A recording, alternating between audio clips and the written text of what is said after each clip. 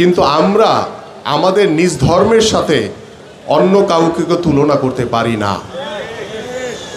আমরা চাই সকল ধর্মের মানুষ আমরা একই ছাদের নিচে পরিবারের মতো ভ্রাতৃত্ববোধ, আন্তরিকতা, সৌহার্দ্যপূর্ণ সম্পর্ক রেখে, একটি সহমর্মিতা রেখে আমরা যাতে একে অপরের সাথে বসবাস করতে পারি।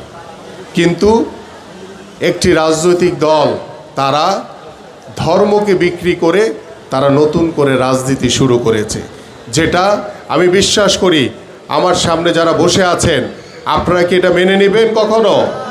কখনোই এটা মেনে নেবেন না। তাই প্রিয় উপস্থিতি, আমি আমার বক্তব্য দীর্ঘায়িত, এই ধরনের অপপ্রচার, এই ধরনের শিরকি কথাবার্তা এদেশের সাধারণ মানুষ কখনোই মেনে নেবে না।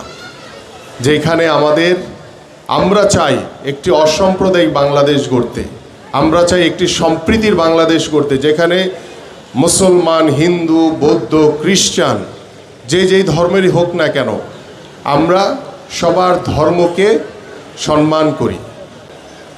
কিন্তু জামাতের নেতারা দেখছি গতকালকে বোধহয় বলেছেন একজন, কি রোজা আর হচ্ছে পূজা নাকি মুদ্রা রিপিট ওপিট, নাউজুবিল্লাহ।